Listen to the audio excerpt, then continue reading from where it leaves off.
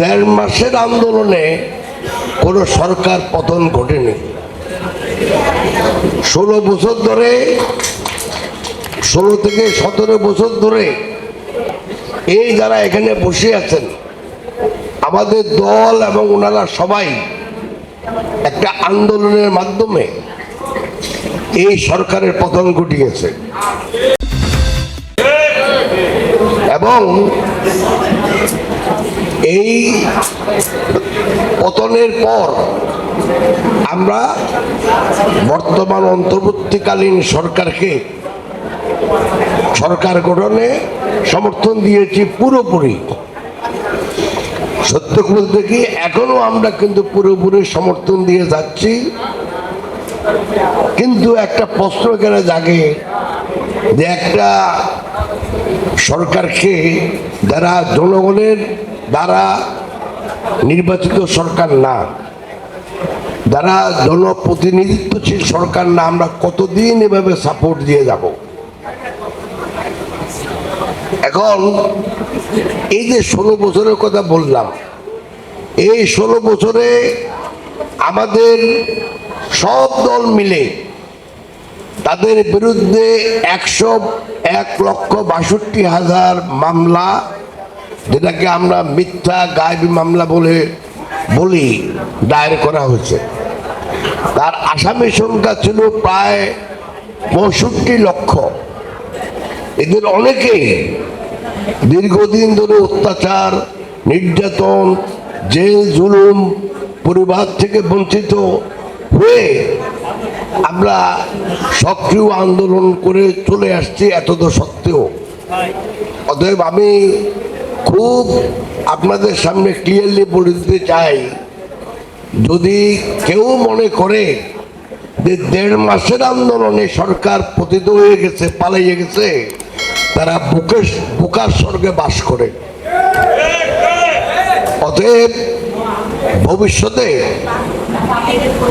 আমরা কি চাই? আমরা চাই দেশে একটা জনপ্রতিনিধিত্বশীল সরকার। এখন পর্যন্ত মানুষ যত সামাজিক অস্ত্র উদ্ভাবন করছে, তার ভিতরে দেশ পরিচালনায় নির্বাচন সবচেয়ে বড় উদ্ভাবনী। কারণ একটা দেশে তখনই একটা সরকার জনপ্রতিনিধির দ্বারা নির্বাচিত বলতে পারে যদি তারা আসলে একটা অবাধ, সুষ্ঠু, গ্রহণযোগ্য নির্বাচনের মাধ্যমে নিজেদের প্রতিষ্ঠা করতে পারে। এখন আমাদের উপদেষ্টাদের ভিতরে অনেকে আবার মনে করেন যে ভাই, আমরা তো ক্ষমতায় নাই, আমরা একটা দায়িত্বে আছি।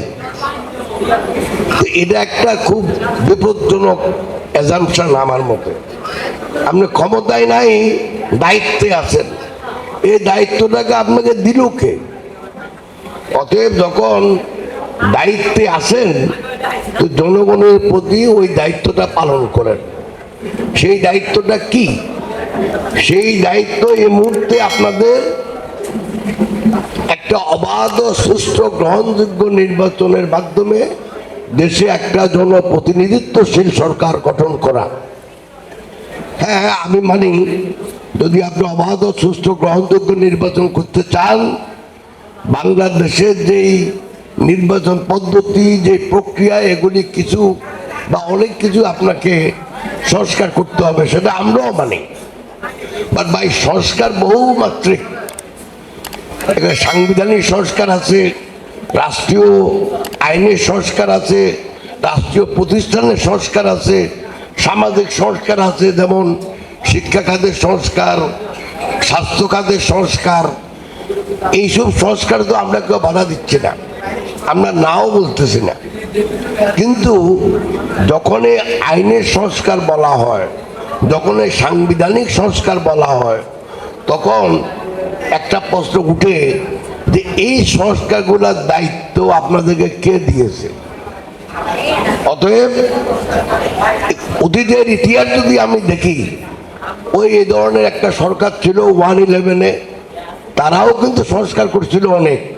কিন্তু একটা সংস্কারও কিন্তু পরে টিকে নাই, সব কিন্তু হাওয়ায় উড়ে চলে গেছে। তো আমরা এমন ধরনের সংস্কার আমরা চাই না যে সংস্কারে আপনাদের কোনো অথরিটি নাই, অথবা যেই সংস্কার টেকসই হবে না।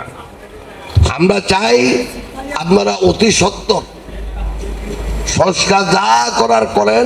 আমরা আপনাদেরকে সমর্থন দিয়েছি সরকার গঠনে, আমরা আপনাদেরকে সমর্থন দিয়ে যাচ্ছি, আরো সমর্থন দেব।